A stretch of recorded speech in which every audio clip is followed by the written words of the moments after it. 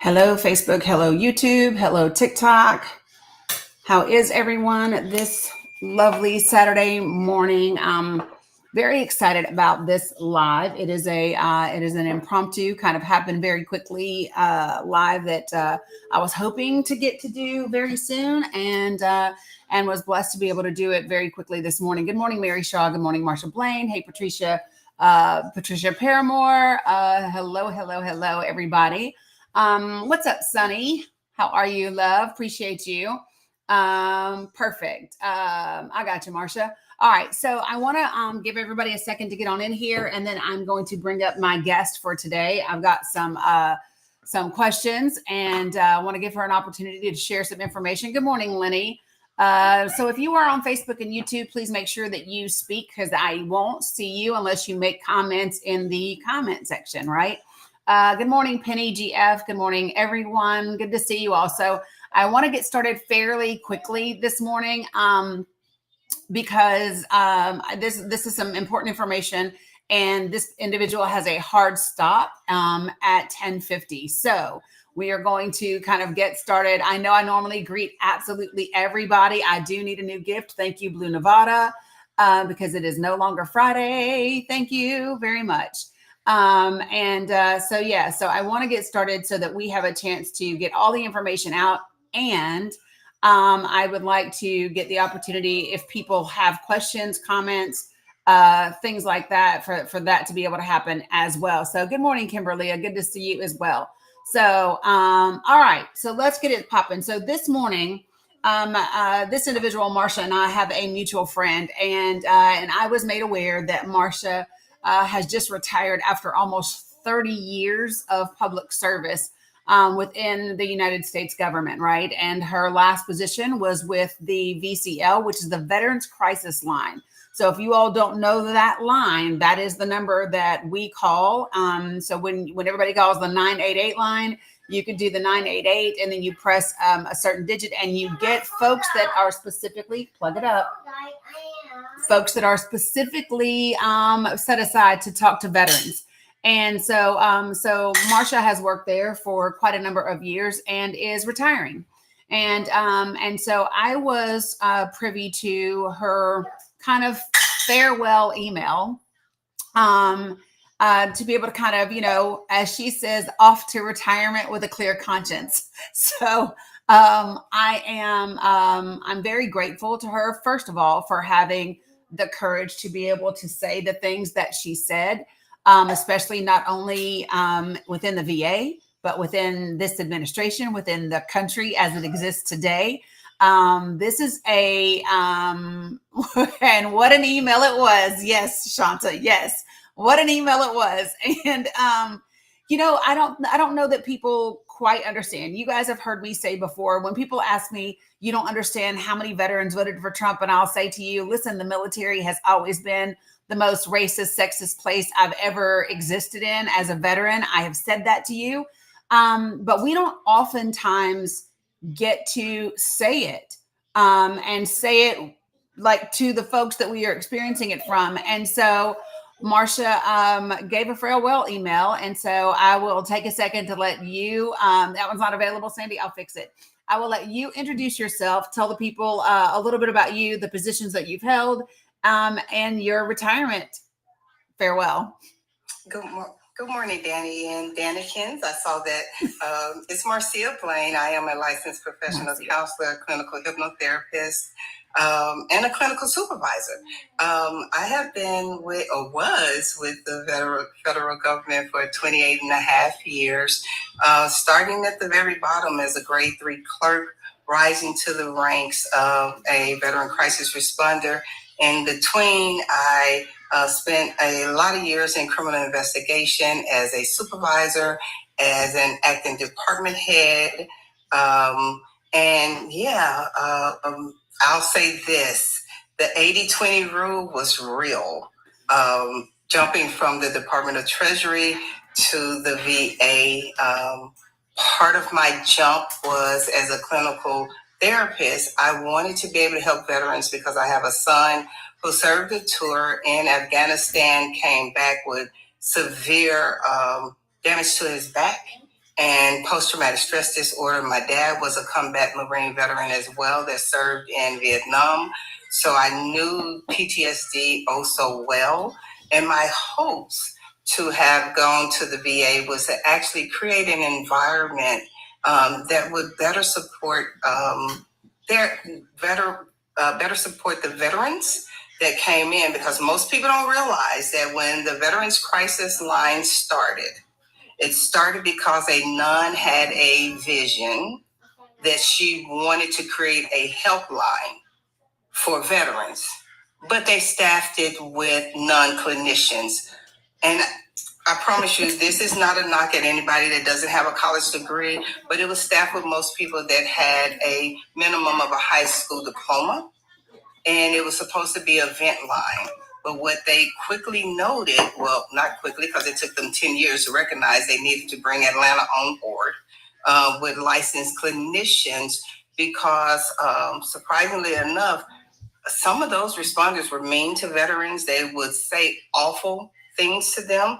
Some had the nerve, they would just go kill yourself, things of that nature. So as clinicians, when we came on, we brought in that clinical aspect. I don't know if my letter was, posted anywhere so that people could see my email, but I said in there when we came on board, I was literally trained in the crisis line by somebody that graduated from high school and who said, your degrees don't matter. Yes. And I said, what the hell? What do you mean? Because they will matter. I'm a therapist. That's what I do. And so as it went on, I don't know how deep in detail you want me to go about my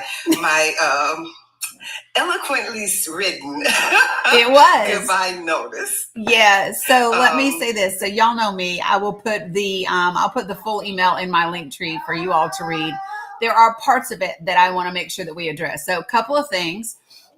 We share so many similarities. My dad served 2 tours in Vietnam as well. He was an Army vet. He was a nurse. All the things like that. So it is kind of I don't know. It's different when you have people that are in it, then you know it and you experience it. All the things. And so it's crazy. I did not know the history. I did not know that the VA crisis line started because a nurse had a vision, had no clue. But you know what? And I'm not surprised that it took them 10 years, because it's 2025 and there's still things that they haven't quite figured out about the things. And so I want to ask you a couple of different things about this email. So, because look here, this joker is she's one of us, y'all. So she talks about going to this training class. And there are words that you use. So I'm gonna read it and then I'm gonna let you expound upon it. It says, you said, my eyes were immediately opened as we sat in a training class and met with the racist and discriminatory nature of the trainers who wanted to ensure the Black, educated, and experienced individuals were reminded that, quote unquote, our degrees meant nothing here. And then you also arrived at a different location that I'll let you tell people about for additional training a few weeks later, that showed us, kind of the truth, as you say, about the process of the VCL, which is the Veterans Crisis Line. Yeah, because I don't read it. I'm just like, so from what you describe as them kind of labeling you the crazy old lady is because you were making sure that they adhered to seniority. You even mentioned, not letting them just disregard the union contract. And as we have talked about Schedule F and what that means within the Trump administration, people don't understand that government employees have union contracts, and the purpose of that was to get people, out. So share with people a little bit about kind of that experience and what it was like to just be disregarded, and just because you were standing up for yourself and everyone else. So let me go back just a little bit. When I was at the IRS, I was a assistant VP for the NTEU union. Yeah. So I had a automatic baseline knowledge of the union contract, what was right, what was wrong, and what was indifferent. I also had a plethora of management skills. Soon was my clerk at the IRS, right? And like I'll travel with her forever in life, but she was my clerk. And so she went to the VA first, and I knew I had to get out of the IRS because that's a whole nother set of games that's been played for mostly 20 years of my life. But going into the VA and the Veterans Crisis Line, just like when I was in criminal investigations, it was a rogue unit. Literally, there were no SOPs. There were no true guidelines on the job. There was no true adherence. The union then was in the bed with management as a leg up, so they weren't protecting the employees. So when I came in with all of my years of experience, and they said, well, no, your seniority won't matter here. And I said, the hell it won't. Because my truth is I put in 19, I broke it down from 19 and a half years to the day, to the hour, to the minute, and said all of that will count. My seniority will override all of these people that have been sitting here 10 years or whatever. Mm-hmm. And I'm not going to settle for that. I even offered to help train management and share with them, man, these people going to get y'all sued. You better go out there and get you some management insurance, because they're going to get you all sued, right? And so, of course, I was labeled the crazy old lady because I will challenge status quo. If you don't know and I know, we're going to get down to business. Like, for real, we're going to get down to business, because I'm not going to allow you to abuse what you think is your right, right? Because you're in management. You're not going to tell me this seniority is not going to come into play. You're not going to treat us as if we're subservient. And on top of that fiasco, that dang on Trump got in office the first time when I was in Canandaigua, New York. Ugh.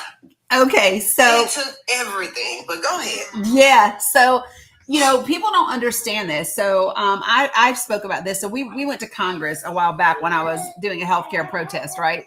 And we were going up on Capitol Hill talking to people, and the white woman that was with me, county commissioner from back home, she said, "Oh, you look really good in red lipstick. You should wear the red lipstick." And I said, "You don't understand. I can't do that."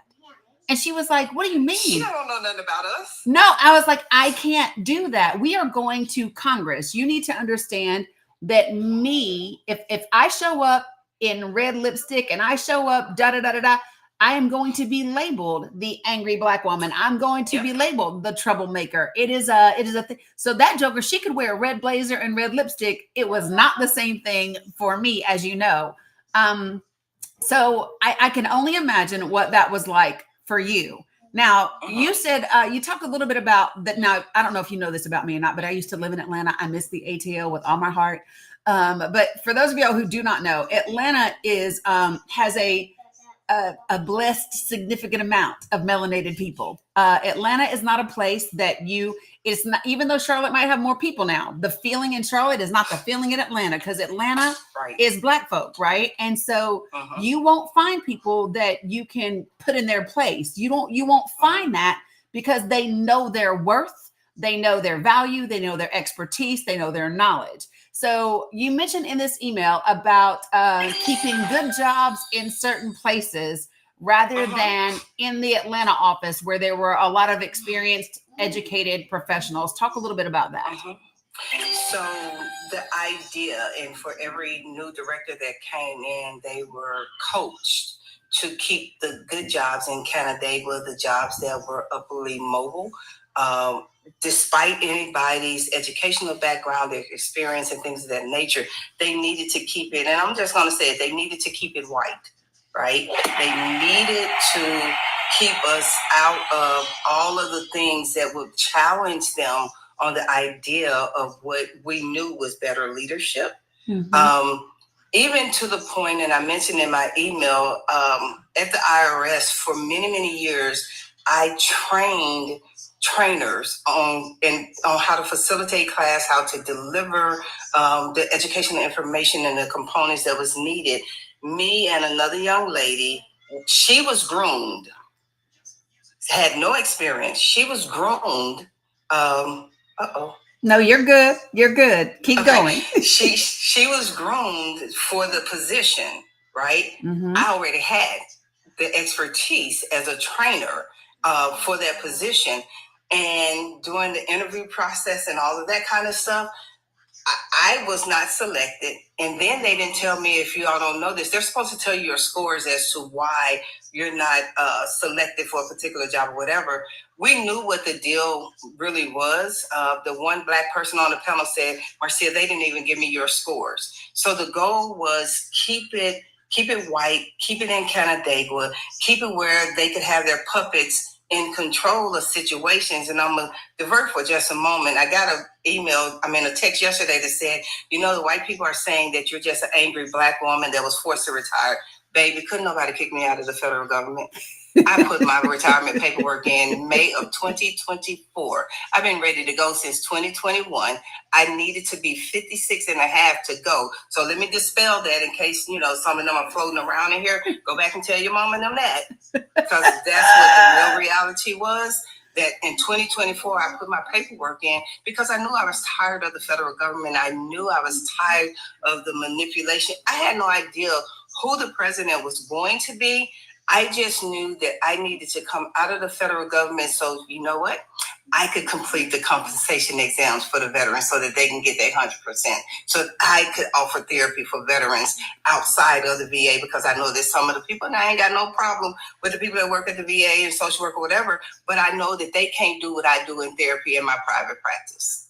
I know that. I understand that. That was my intent. So to go back in there, there is a lot of discrimination. The few Blacks that have come up through the ranks, they're still in Canandaigua, or they came to Atlanta. Now, one of the things you mentioned about Atlanta, when we came on board as veteran crisis responders, we all had to have master's degrees.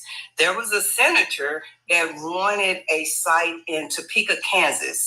They brought those people in without a master's degree. You know the reason why? They didn't have enough people qualified with a master's degree in clinical mental health counseling or clinical social work to on board. So they then decided, we will give Canandaigua and Topeka compensation for their education so they can get their master's degree. So I started saying, well, what about Atlanta? I got $200,000 worth of student loan debt. Right. They said, no, Atlanta is saturated, so we don't have to give Atlanta any money. BS. Right. They've been playing those kind of games the whole time. For the longest, playing in our faces because we are educated. White fragility will always show up. Right? Yep. They will always show up in order to make themselves look like the victim. Well, I'm a white fragility buster. I will bust them down every time, because that's not a game. Listen, y'all don't know me, but I am a child of the civil rights era. Martin Luther King died in Memphis, Tennessee, where I was raised 4 months before I was born. You understand? So I'm always fight for mine. Yeah, that's what really I do. And I don't care what area we're in. So you mentioned white fragility. That takes me to the next part of this beautiful document. And let me tell y'all this is my favorite damn part of the whole thing. Favorite part. Okay, so when I read it to y'all, first of all, y'all need to love TikTok Shop as we talk about this part right here, because it's a lot. And let me just say this: there are inappropriate slur words used that were. So I'm just going to give it to y'all. Here's what it says. Gotta clear my throat for this because I read it like 3 times. I just want you to know.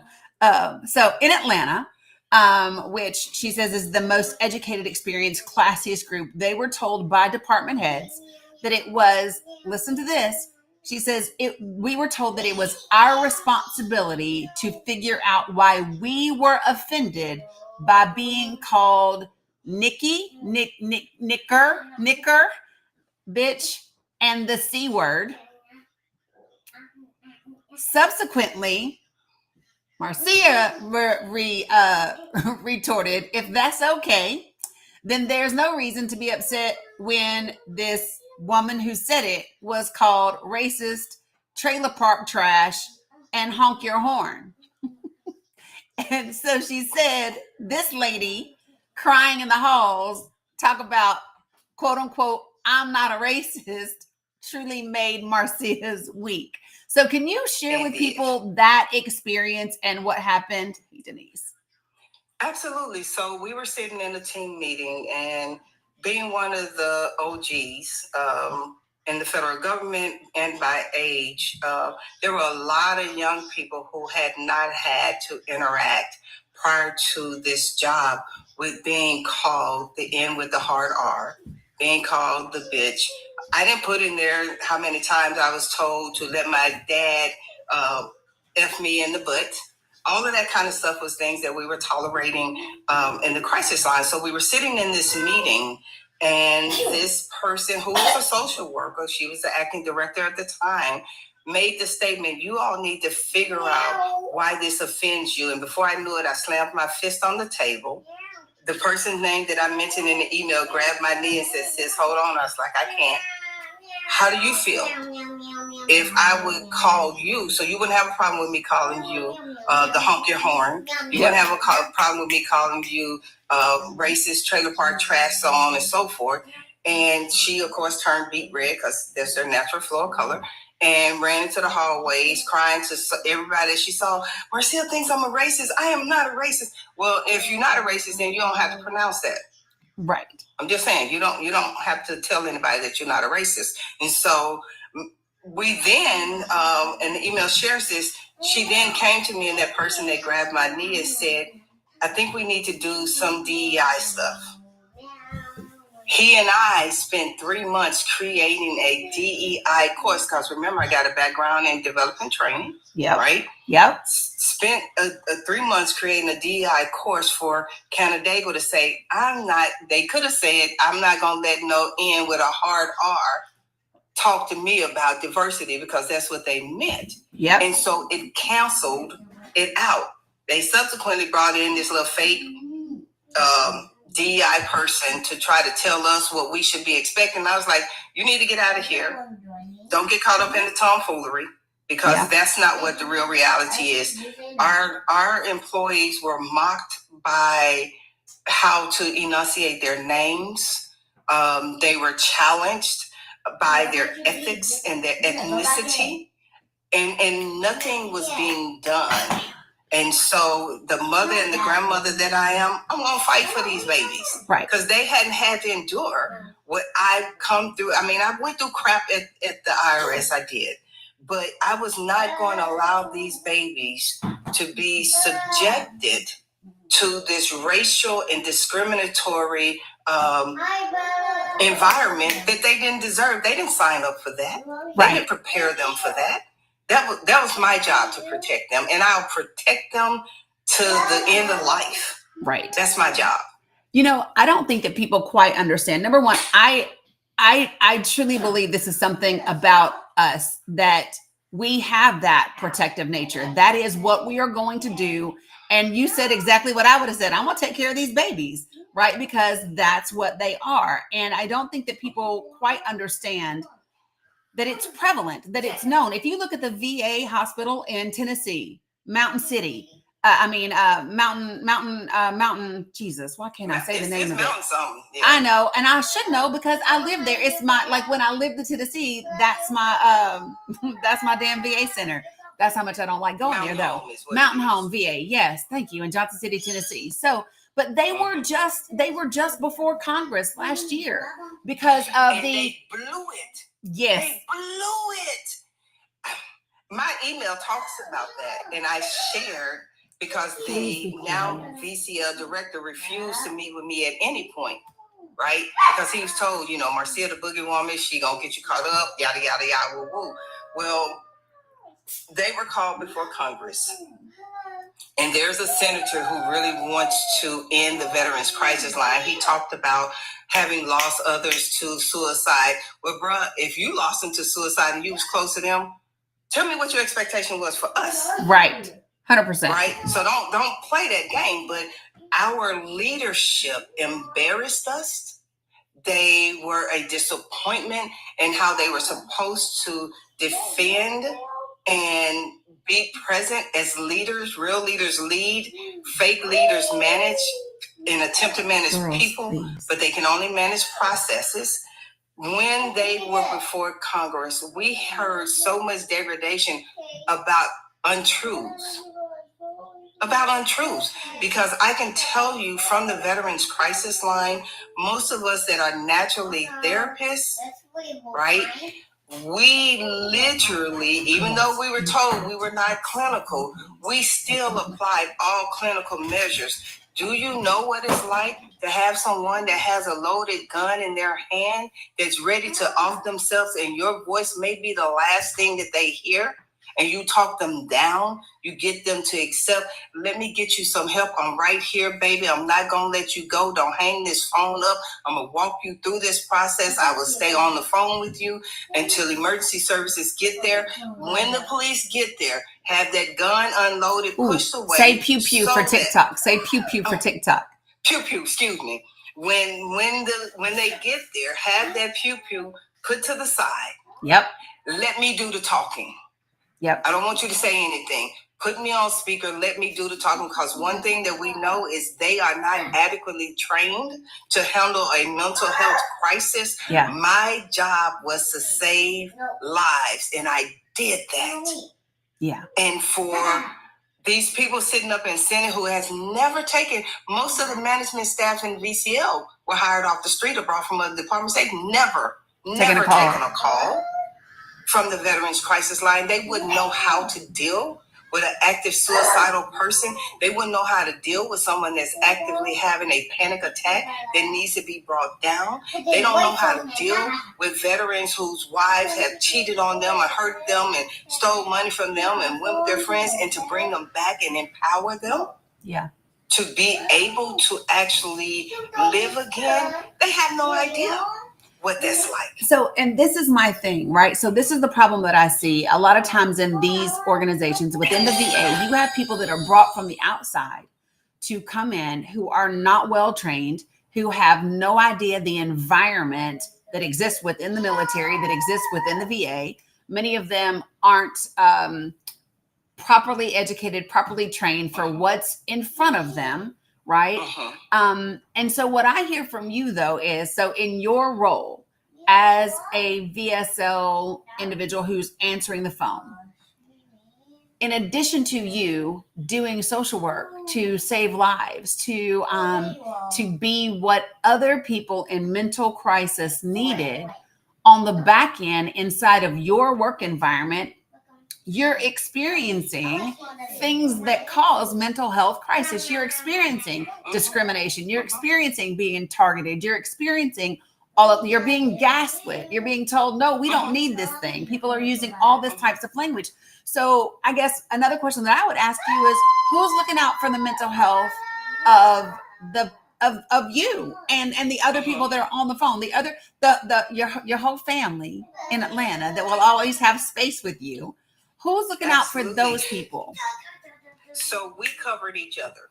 We, again, as an OG, me and a couple of others that they were Navy and Marine Corps veterans, and then myself, I'm not a veteran, but the mother and daughter of combat veterans, Marine Corps veterans. We saved space. They could text me. They could ask me, can you get off the phone and talk to me? I need to process this call I just had. I don't trust my supervisor to process it with it. We would feed them knowledge, right, on how to handle certain situations and things of that nature. We would honor them in that space to be able to provide that level of information, right, to be able to say, this is where things are. Yeah. For myself and most of us in the clinical mental health counseling field, we actually, sorry, somebody's at my front door. That's I apologize. We actually see, I have a therapist.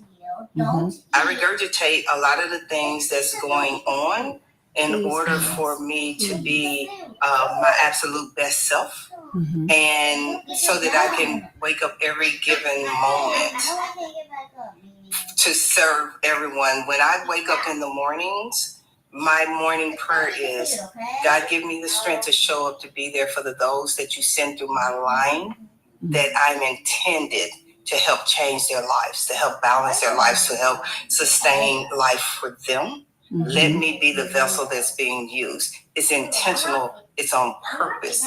I don't wear it home with me because I leave it at the job because I have a private practice. I can't take that with me. Right. But what I can do is honor what I allow myself to be present for. Right. That's what I do. That's how we take care of each other. Yeah. And so you said something though that strikes me. You said there would be people that would say, when you get off that call, can you come help me process the call I'm on, because I don't trust my supervisor to process this call. So to me, that in itself puts you in an environment where you are, if you don't trust your team, if you can't trust them, you're in an environment where you yourself have to be hyper vigilant. You yourself have to be making sure that you are covering yourself at all times. So that by definition would be a hostile work environment. So one of the reasons why there was a lack of trust is because the VA tried to model what we do like it was production. Go to the couch. I was an analyst for Delta Airlines in between being a single parent, needing to make a whole bunch of extra money or whatever. And I would often tell them that when I would run analytical reports for Delta is a specialized area. It's like the boss of the airline. They know how to make things work, right? You can't take a sales approach like Delta. Go to the couch right now, or I swear to God, I will take the phones. Productive environment like the Veterans Crisis Line. So in essence, or in short, oftentimes when you would go in to try to do a debriefing with supervisors, they would be watching the clock. Well, if I just handled a situation that was highly triggering, right? For example, I had a situation where it was right around the anniversary of my mother's death. And I literally had a veteran whose mother had just passed. And he had become extremely suicidal. Well, I'm processing in my head, my mama's on death anniversary. Yeah. And helping this young man to really understand his mother's death and the feelings of guilt that he had because of his treatment and his unprocessed and untreated PTSD and all those kind of things. Well, if I would have reached out to a supervisor, it would have been, okay, take 5 minutes or so and then just get back on the line. Well, that didn't necessarily work. Right. And for some of the newer individuals in the mental health field or first experiencing the crisis line, 5 or 10 minutes doesn't necessarily do. Right. Right? So, and if you're from the Veteran Crisis Line, don't do Marcia. Follow your rules. I want you to keep your job. I wasn't concerned about them firing me, but I was going to get my time in. Right. I'm going to go out. I'm going to take some time. I'm going to let I had the greatest supervisor. Yo, man, I'm not feeling this. I'm about to take 20 minutes. Right. I need to get my head back into the game because I need to be present for the next person. On top of that, I had some accommodations in place that could help me sustain that as well. But I had to make sure I took care of me because every time that phone rang, whether it was abusive callers, callers in need, or even children, I needed to be present. So when you talk about abusive callers, because these are people that are supposed to be in crisis, share with me what that looks like and how it shows up. So the abusive callers are people that are constantly calling. They are constantly calling us out of our names. We're all kind of everything under the sun. They're supposed to be calling for crisis, but they really are only calling because they need to allow, and it's majority white male, right, that are calling, that are being abusive, and they need somewhere to allow their fragility to shine where we don't have a recourse other than after a few minutes of abuse, hang up. Well, I went to bat and started saying, listen, I'm not going to be called and end with a hard R. I'm not going to be called a bitch or C or told to let my dad hit me in the, in the butt and all that kind of stuff. And I'm going to keep saying, are you having a thought of suicide? I'm not doing that. That's abuse. That's wrecking my own nervous Mental health, system yes. that's wrecking my own anxiety. So where they used to want us to redirect them 3 times, they get a redirect 1 time. Marcia never redirect. It's okay. Thank you. Have a good day. I'm not doing that. I was not going to do that for my own mental wellness because I knew there was one caller. He would call 30 times a day. And I finally got him one morning and I was just at it. And I said, listen, I've talked to you. I've heard you abused 3 times this morning. What do you want? What is wrong with you? And he broke down and started crying and went on and talked about his story. I said, man, do you know how much more help we would be for you if you stopped abusing us? Mm-hmm. Don't take it out on us because you have nowhere else to shoot this energy. Yeah. Our leadership, now, if I would have been quality reviewed, they would have written me up, taken me off the phone line, the whole 9 yards, right? Because they would have said I didn't follow policy. But it's obvious. Somebody calling 30 times a day. Listen, their anger isn't directed toward me, but they're abusing me, and I'm not going to tolerate it. As you and you should not have to. And so this is the thing that makes me this is not the only thing. There's a lot of things in your letter that make me angry for you, because when policy is built by people who have no clue what is required for the job, it is an unrealistic expectation. And policy should never come before the health and well-being of the people on the actual phones, right? So when you talk about experiencing racism and discrimination and all of those things within the Veterans Crisis Line, how far up did that go in terms of people knowing what was going on and what did or didn't happen? So in the 8.5 years, I've challenged every level of director and new director, sending the same stuff. And this last time, they tried to quiet me by putting together this management panel. We had 2 conversations that was supposed to be ongoing and yada yada or whatever. But as soon as T-Rump came into office, they stopped the meetings, right? They pretended at first that they were really invested. They sent Black, brown, Latino, white management staff to be in a meeting with me. They pretended to wanted to hear. They pretended that they wanted to make changes, and then they abruptly came to a hard stop. And I sent the email in response with the union president. Shout outs to Erica because she's doing a fascinating job. But I sent a email and I said, I almost fell for the ploy that you all cared, but it's very prevalent that you never cared and you just wanted to hush me up. I won't hush. I'll continue to fight, but y'all go be great in these little positions that you have, because what you're doing is literally causing anxiety in employees that never had anxiety before. Literally, you could recall phone numbers and our bodies would intense itself. Being prepared to be cursed out, being prepared to be called all kind of things. And you literally have to check in with yourself before you hit that button and say, thank you for calling the Veterans Crisis Line. This is Marcia. How can I help you? Because your body is on go. Yeah. Your nervous system is already activated. Yeah. They can't really understand that because if you hadn't gone through it, right, you wouldn't have no clue of what we're actually experiencing. So in your opinion, how many Veterans Crisis Line operators do you think, specifically out of the Atlanta office, that come into that job may be well-dispositioned, in positive mental health, and they leave traumatized and like clinically impacted in a negative way from the job and from leadership? I think that probably about 70 to 80%, because I don't have actual statistics, I'm just going to guess, but all of us are impacted by vicarious trauma, which is a diagnosis.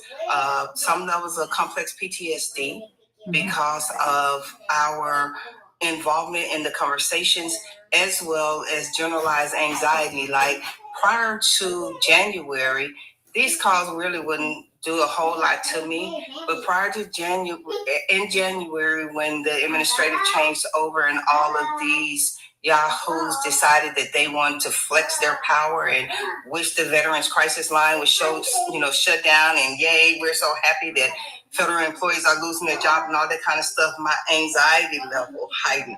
I called my therapist and I was like, yo, man, I ain't never had anxiety before. So I know putting in for my retirement a year before was much needed, because I felt myself going into cuss out mode. Right. I told somebody, I said, man, I need to keep a list of these fools that's calling so I can just go ahead and start spamming them. But for me, in this whole new administration, they would have came after me and tried to lock me up, but they wouldn't do anything to these folks because the fragility of them would go on and say, oh my God, this black lady, she treated me so bad. And then, the fake little white tears that would come with that game that causes harm to so many. And so then I decided, Marcia, you don't need to keep a list, because keeping a list attaches you to the trauma. Right. Yes. Yep. I got you. All right. Because I know you're short on time. So I want to ask you your opinion. The current administration, leadership from Pete Hegseth down to Doug Collins, down to all those other individuals, when they say that that we need to eliminate DEI within the veterans, the Veterans Administration, within the military, within whatever. First, can you share with people what DEI, like when you put together that training course, what exactly is that? What's the purpose of it? Why do we need it? And what do you think about this whole thing of like DEI is horrible and we don't need it? So diversity, equity, and inclusion was only needed because of unequal rights.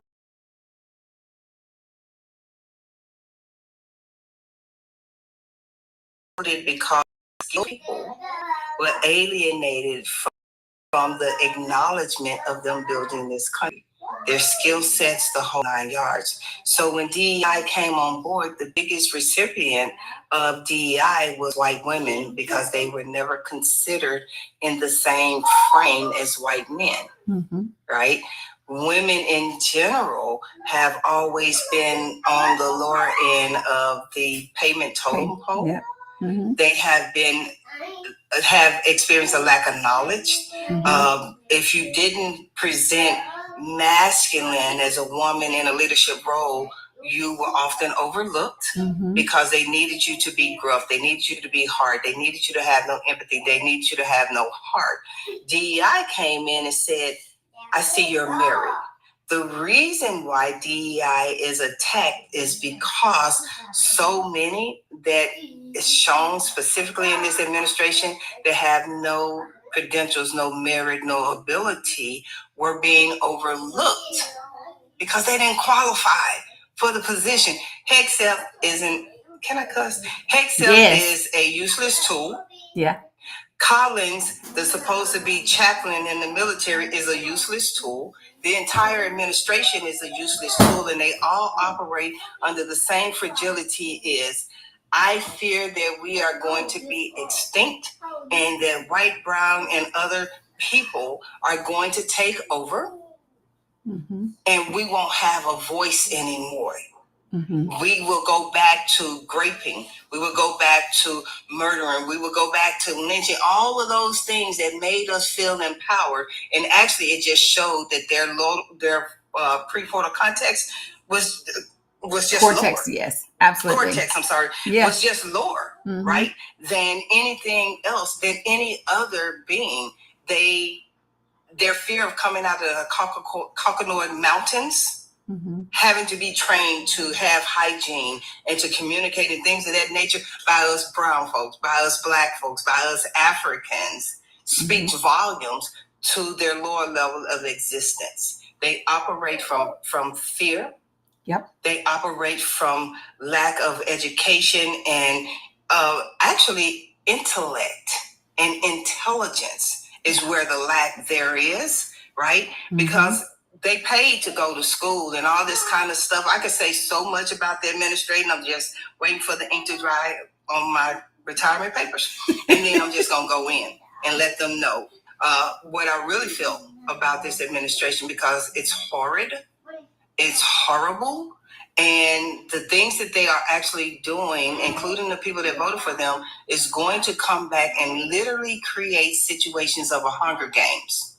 It's going to be, yeah, we'll talk about that at another time. We'll wait for the ink to dry. We will wait for the ink to dry. So let me tell you all how she ended this letter. Because after this email went out, which, as you all have seen and heard, it's calling a thing, right? Naming exactly what it was and saying whatever. I love the way that you ended this letter, because here's what it says. It said, off to retirement with a clear conscience. Talk to me about the clear conscience part. Why did you feel it necessary to put it out there, be very direct with it before you left, and call a thing?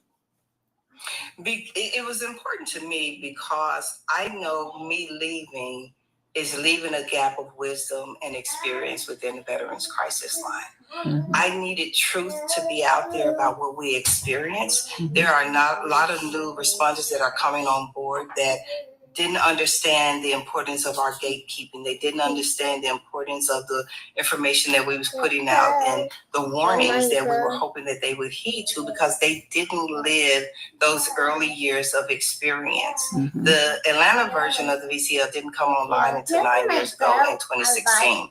It'll be 10 years in September. But most of the people that are left behind, it's not a lot of those that experience what we experienced. I needed to clear the cognizant understanding of what that looked like.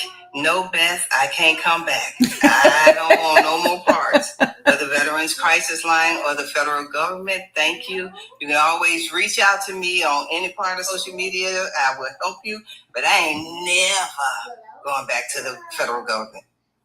So it's so interesting, because what I took from that is it gave you a clear conscience, but the actual beneficiaries of the email that you sent are the other Black and brown people that are still in those positions, because now they are effectively on notice. There's no way they might try to delete the email, but the internet is forever. They're doing major damage control. Yeah. They are having meetings. They are now forced to address the racism, the discrimination, the abuse. I get text messages. I got so many text messages saying, "You are the GOAT. Thank you. This is the chef's kiss. We appreciate what you left us with. You've given us what we need to go forward and to fight." The VCL folks in Atlanta, and that's not to say that people in Canandaigua and New York don't have some good people in it, but the Atlanta folks got my heart. They got my space. They got my love, and they got my support. You know what I'm saying? Yeah. Literally, everything about me is to live in an authentic truth. Mm-hmm. I don't know any other way to live than to be authentic. And for all the things that has gone on, and I wish, so this is out there to the senators, y'all listen, bring me to Congress. Let me sit and take your questions. I got something for you. I got some answers for you. Because the real truth is, everybody don't know the insides of the federal government. Right. They don't understand. Yes. And what it is to be a federal employee. They don't understand what it is to be silenced. All of the stuff that this administration is doing, if any of us as regular employees had done that, we would have lost our job. Hey, Pooh, would have lost our jobs. Yeah. Right? And I have to be a voice, especially now that I'm on the outside. I have to raise awareness. I have to raise the importance of the need for the Veterans Crisis Line to exist and how we can make it better. Yeah. I have to do that. And it is absolutely, I will say this, it is 100% appreciated from my perspective, just being on the outside in, because I know what it is. I just finished it. Sunny knows. I just finished doing a lot of paperwork for the VA myself. I talked to a friend of mine that I haven't talked to in 15, 18 years. We went through basic together, and I called her up because I had looked through old messages and found her number. And Sunny, I ain't even had a chance to tell you this, but I called her just thinking, dear God, maybe she still has the same phone number. And she does. And I said, hey, I know it sounds crazy, but I am just now filing for this thing. And you were with me when it happened to me. She was like, I got you. Send me your email address. I'm sending it today. I got you because that joker should have been doing what he was doing. And I got you. And I don't think that people really understand what it is like within the military, within the federal government, within the VA, within our agencies, where the discrimination and the disparagement of women, especially women of color, exists to the degree that it does, and the way that we are dismissed. So from one mama bear to another, I will say, way to fucking go, right? Like, that's how you do it. That's how you do it. And I would love to get back with you and do one over Zoom where we can put it out on the podcast. Maybe we'll do that when the ink dries and all of that. And then we can go a little bit more in depth about specific occurrences and dates. But before you go, I'm going to let Sunny hop on here. What you got, Sunny? But I don't know what happened to Sunny. Sunny was right there. I was looking at Sunny. Okay. Technical difficulty. She'll be back. Hey. Can you hear me? Yep. Oh, can you hear me? Yeah. You hear me? Yes. Yes. Yes. Y'all can't hear me? We can hear you. You can? Okay. So she got technical difficulties. I love that it's frozen with that smile on her face. Get your Wi-Fi together, boo. Right, she on MAGA Wi-Fi today. Hold on. Hey, girl, come on. I gotta go see. No, you didn't. Can y'all hear me now? Yes. Yeah. Okay. All right. So no. I just wanted to come on because I said this would be great to bring this and to let the people know all the BS that goes on at VA. There's some other stuff. Look, when I retire, I'm gonna be telling a whole lot of shit. But but Marcia, thank you so much for agreeing to come on here. And I know once the ink is dry, you're gonna give, the tea that we be talking about, all the extra, stuff that goes on behind. But I'm so proud of you. I'm so glad that you're speaking out. Let me tell y'all something. Marcia was my supervisor at the IRS. When I tell you that this lady had my back, it's hard to find good supervisors. But this lady right here, every single day from the day she became we stood up that department. And yes, I was her clerk, and we did the dog. There's some horrible things that happened over there too. She knows, because when I left the IRS, I was like, I don't want shit. I don't want shit. I don't want to do shit. I don't want to say shit to nobody. And this lady right here was like, wait a minute. She's like, Sonia, there's a lot of people here that want to celebrate you, that want to congratulate you. You can't be like that. I was like, fuck that. Yeah, but you did it for me. Serious, y'all. I did it for her. I did it for her because I was like, nope, I want to go. I don't care about none of these people. I don't care. But I was saying so much for. But anyway. But you know what? Here's the thing about us and y'all. And here's what I know is that it is that thing. Sometimes somebody else has to be the bridge that keeps you in the work, right? Somebody has to be the thing that holds you in to keep you going, to do the thing that we are here to do for other people. And that's what it means to be a real public servant. Not this shit we see on fucking C-SPAN every day. It ain't that. It's this work that's done in the trenches with the people and for the people. So, yeah. But yeah, we will get together. I got your number now. Thank you all so much for having me, Danny. Yes. Sunny, thank you. I love you to life. I do have to run. I got a client in like 3 minutes. I know. You definitely can jump over to Authentically Peculiar with Marcia B on TikTok, or follow me on YouTube and all those other places as well. You'll get a lot of mental health stuff. I will start, now that I am out of bondage from the government, I will start going live a little bit more frequently. Danny, anytime, just shoot it up. My calendar has a lot of availability right now, so we can definitely get a Zoom in. Listen, y'all, if you see a veteran, love on a veteran. If you see a federal employee, please love, support, and encourage them. Y'all really don't know what we are going through under this administration. You have no clue how many people are still sitting on angst, pins and needles about, am I still going to have a job? Mm-hmm. Okay. They need words of encouragement. If you see people talking bad about federal employees, jack their asses up. Yeah, like Diana Harshbarger. Don't physically jack her ass up, but you can email the fuck out of her, because I put up her little interview where she's talking about federal employees. Yeah, I can't. I'm gonna get all of them though, because I got a few reporters that have reached out to me, so I'm about to start just knocking some heads and telling the truth. But y'all, appreciate it. Y'all appreciate you. Some energy this morning. Yes. To go ahead and knock these clients out. So for all mothers, happy Mother's Day. Stay true to yourself. Be good to yourself. Don't wait for nobody else to take care of you for Mother's Day. Go ahead and check out on them. Be about your business. That's right. Y'all be easy. Happy Mother's Day. Take good care. You too, love. We'll see you later. Thank you very much. Thank you. Bye-bye. You too. Listen, it's so funny how,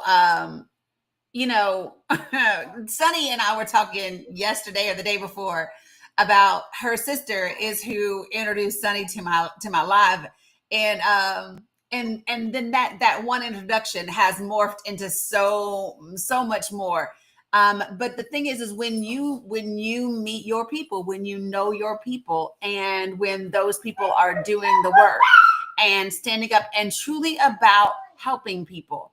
Y'all have seen Sunny sit up here on TikTok and help a veteran after veteran after veteran. I am one of them.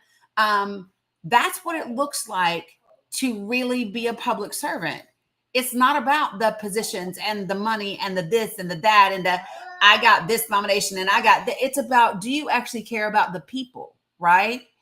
And you can tell from Marcia, she's about the people, she's about the babies. You can tell that about Sunny. And so I'm very grateful. So thank you to Sunny's sister for the connect, and thank you to Sunny as well. Yeah, 100%. So yeah, you're glowing today, by the way. I just want you to know. Look, I just came out the shop from getting my hair. I said, oh yeah. Shit, I saw it laid all down. I need to cut mine, but it's okay. I just laid it all down. We can lay it down when we need to. I just laid it down to get through the thing. So look, Shanta said you're welcome.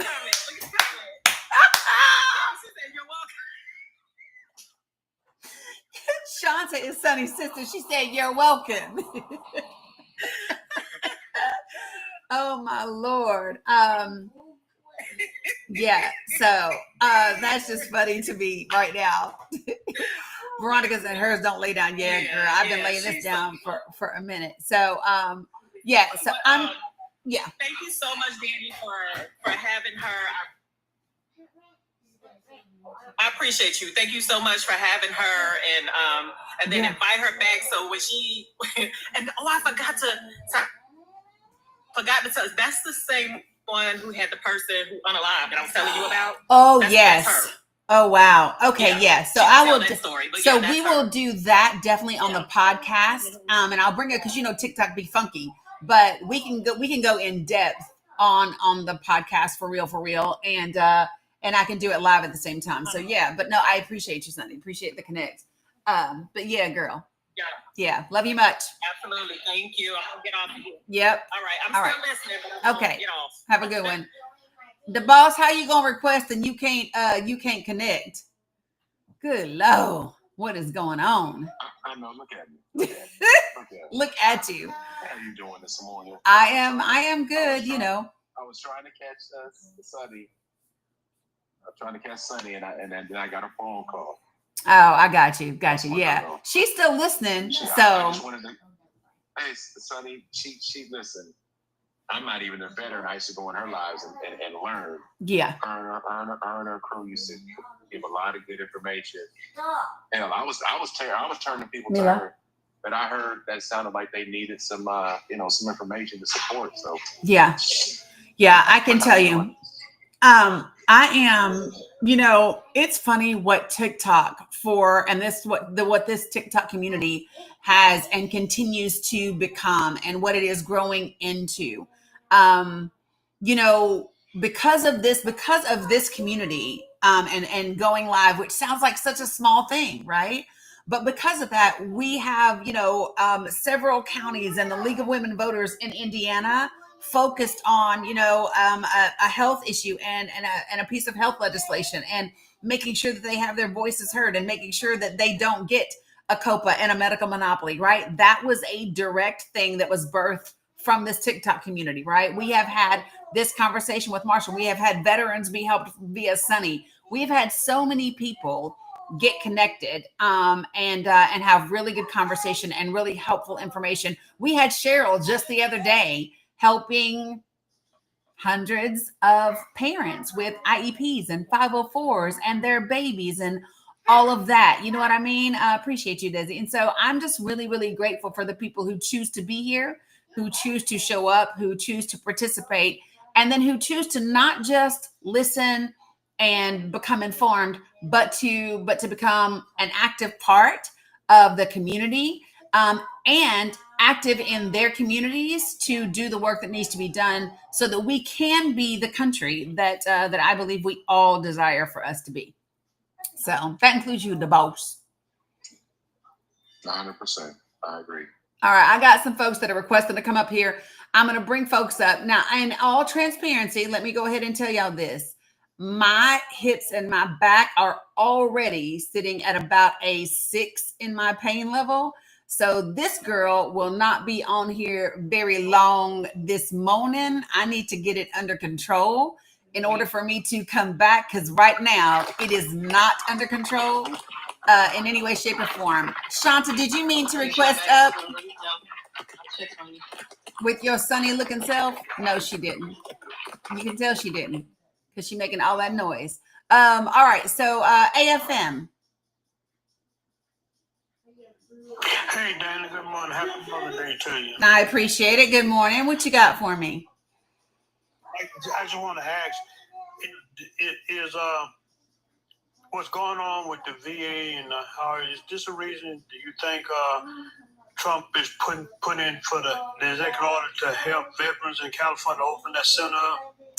I mean, I don't know what the reasoning is behind that. I mean, if you really want me to speculate, I think the only reason is they need something positive from the military standpoint because of all the fallout, but with Pete Hegseth and Michael Waltz and Signal and all of those different things. I think they need something that looks like the administration is doing something positive where the military is concerned. And so, they think that veterans is a, that's their thing. They like to say all of that. Now, for me, what it means for me is I'll start to look at his budget proposal and dig in to see what all he intends to cut from the VA, because what I've learned about the Trump administration is if they are going to use an executive order to give something, that means somewhere in the budget and within the administration, something is being taken away. So that's what I would think. Yeah, I'm on the same. I'm thinking like you thinking. There's an alternative motive behind there more than helping it. And that program, that center's already down in California. I don't think it's being used for what it's designed for. But that was already, what he's doing is already in progress. So we'll see. Yep, that's it. You go ahead and drop me. All right, I appreciate you. What's up, B. Blythe? How are you?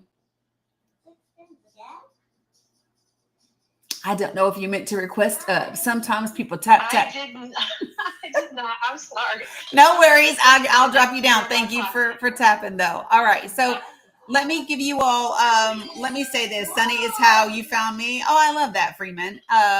Yeah, Shanta is how I got Sunny. Mila is on one today. So let me just tell y'all a couple of things. So my pain level is a 6. Mila is on one. Her mama gets off work in just a couple hours. So what I'm going to do, my whole intent today was to bring Marcia to you really quickly. Like that happened. We were texting each other around 9 o'clock. She said, what time do you normally go live? I said 10 a.m. She said, give me a few minutes and I can be ready.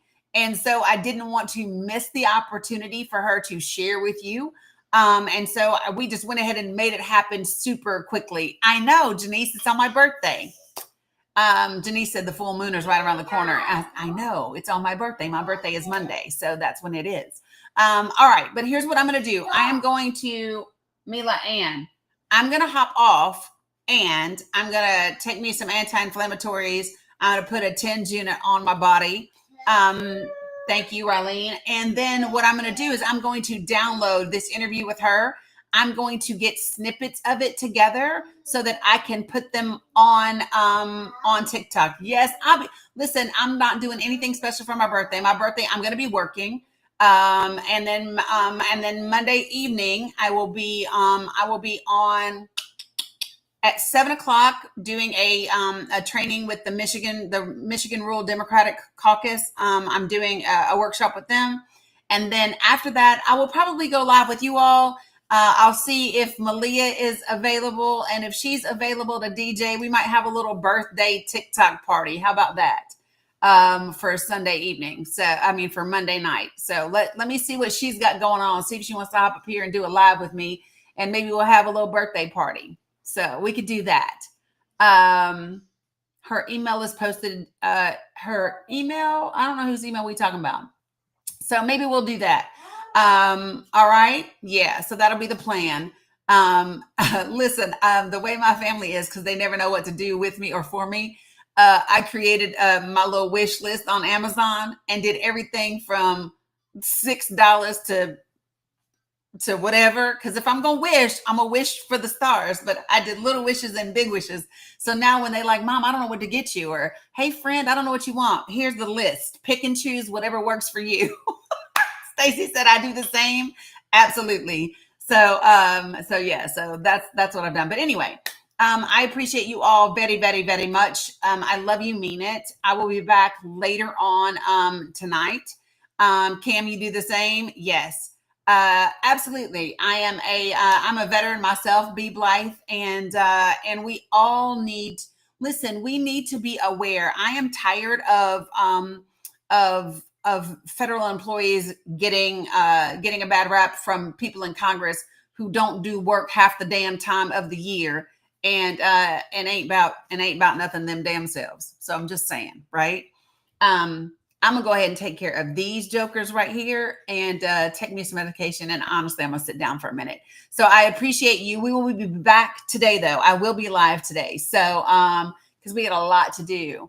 Oh, Nashville mayor signs executive order after more than 100 people are detained. Yeah. So yeah, Sonny, we got it. So I appreciate you all very much. Love you, mean it. And I will see you all later this evening. Okay.